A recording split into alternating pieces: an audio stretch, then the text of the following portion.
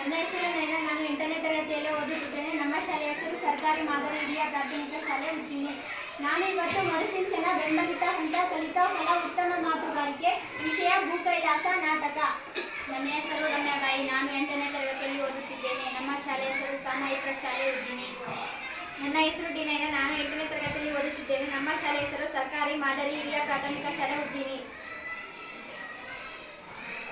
ಆಹಾ ಪಶುಪತಿ, ಇದೇನು ನಿನ್ನ ಲೀಲೆ?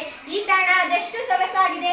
ಚಿಲಿಪಿಲಿಗುಟ್ಟುವ ಪಕ್ಷಿಗಳ ಗುಂಪು, ತಣ್ಣನೆ ತೀಡಿ ಬರುವ ತಂಗಾಳಿ, ಪಶ್ಚಿಮ ಸಮುದ್ರದಲ್ಲಿ ಮುಳುಗುತ್ತಿರುವ ಸೂರ್ಯ. ಓಹೋ, ಸಂಧ್ಯಾಕಾಲ ಬರುತ್ತಿದೆ. ನನ್ನ ಅನುಷ್ಠಾನಕ್ಕೆ ಸಮಯ ಮೀರುವುದಲ್ಲ.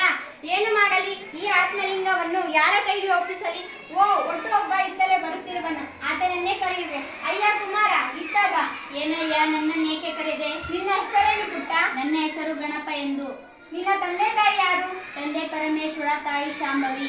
ನೋಡು ಗಣಪ, ನನಗೊಂದು ಕೆಲಸ ಆಗಬೇಕಾಗಿದೆ, ಮಾಡಿಕೊಡುವೆಯಾ? ನನ್ನಿಂದ ಆಗುವುದಾದರೆ ಮಾಡುತ್ತೇನೆ. ನೋಡು ಗಣಪ, ನಾನು ಸಂಧ್ಯಾ ವಂದನೆ ಮಾಡಬೇಕಾಗಿದೆ. ನನ್ನ ಕೈಯಲ್ಲಿ ಇರುವ ಈ ಲಿಂಗವನ್ನು ನೆಲದಲ್ಲಿ ಇಡುವಂತಿಲ್ಲ.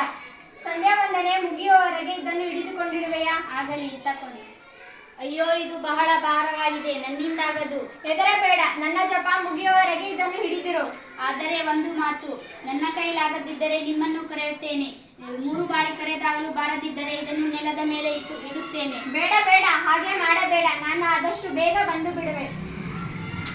ಸದ್ಯ ಶಿವನ ಆತ್ಮಲಿಂಗವನ್ನು ರಾವಣನಿಂದ ಕೈಗೊಪ್ಪಿಸಿದ್ದಾನೆ. ಆದಷ್ಟು ಬೇಗ ನೆಲದಲ್ಲಿ ಇಟ್ಟು ಬಿಡು. ಅದೇಗೆ ಸಾಧ್ಯ? ನಾರಾದರೆ ಇದನ್ನು ಹಿಡಿದುಕೊಂಡಿರುತ್ತೇನೆಂದು ಮಾತು ಕೊಟ್ಟಿರುವೆ. ವಚನ ಭಂಗ ಮಾಡಲೇ? ವಚನ ಭಂಗ ಮಾಡಬಾರದು. ಆದರೆ ನೀನೇ ಅವರೊಡನೆ ಏದಂತೆ 3 ಬಾರಿ ಕರೆದು ಕೆಳಗಿಡು.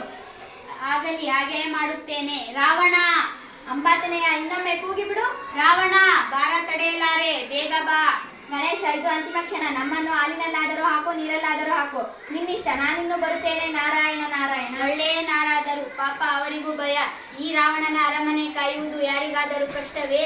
ಅಯ್ಯೋ, ಅನುಷ್ಠಾನ ಮುಗಿಯುವಂತಿದೆ. ರಾವಣ, ಬಾರ ತಡೆಯಲಾರೆ, ನೀನು ಬರಲಿಲ್ಲ. ಇದೋ ಲಿಂಗವನ್ನು ಇಡುತ್ತೇನೆ. ಇಟ್ಟೇ ಬಿಟ್ಟೆ. ಬಂದೆ ಗಣಪ, ಇಡಬೇಡ. ಅಯ್ಯೋ, ಎಂತ ಅಚಾತುರ್ಯ ಮಾಡಿದೆ. ಈ ಘೋರ ತಪವನ್ನಾಚರಿಸಿ ಸಾಧಿಸಿದ ನನ್ನ ಎಲ್ಲಾ ಶ್ರಮ ವ್ಯರ್ಥವಾಯಿತು. ಮಾತಿಗೆ ಏನು ಹೇಳಲಿ? ಇದೇನು ಲಂಕೇಶ್ವರ, ಅತುಲ ಪರಾಕ್ರಮಿಯಾದ ನೀನು ಇದೇಕೆ ದುಃಖ ಪಡುತ್ತಿರುವೆ? ನಾನು ಅತ್ಯಂತ ಪರಿಶ್ರಮದಿಂದ ಪಡೆದ ಶಿವನ ಆತ್ಮಲಿಂಗವನ್ನು ಈ ಘೋರ ನೆಲದ ಮೇಲೆ ಇಟ್ಟು ನನ್ನಾಸೆಯನ್ನೆಲ್ಲ ಮಣ್ಣು ಮಾಡಿದ. ಆಗಲ್ಲ ಲಂಕೇಶ್ವರ, ಇವನು ಶಿವ ಪಾರ್ವತಿಯ ಮಗ, ಪ್ರಮಥ ಗಣಗಳೊಡೆಯ ಗಣಪತಿ. ಗಣಪತಿಯೇ, ಇವನೇಕೆ ನನ್ನ ಕಾರ್ಯಕ್ಕೆ ತಡೆಯೊಡ್ಡಿದ? ನೀನು ಯಾವುದೇ ಕಾರ್ಯ ಆರಂಭಿಸುವ ಮೊದಲು ಈತನನ್ನು ಪೂಜಿಸಬೇಕೆಂಬುದು ಶಿವ ಪಾರ್ವತಿಯ ಆಜ್ಞೆ. ಪೂಜಿಸದಿದ್ದರೆ ಇವನು ವಿಘ್ನಕಾರನಾಗುತ್ತಾನೆ, ಕಾರ್ಯ ಫಲಿಸುವುದಿಲ್ಲ. ನೀನು ತಪವನ್ನಾಚರಿಸುವ ಮೊದಲು ಈತನನ್ನು ಪೂಜಿಸಲಿಲ್ಲ, ಅದಕ್ಕೆ ಹೀಗಾಯ್ತು. ಹೌದೇ? ಅಯ್ಯ ಗಣೇಶ, ಕ್ಷಮಿಸು ಸ್ವಾಮಿ. ಶುಭಮಸ್ತು.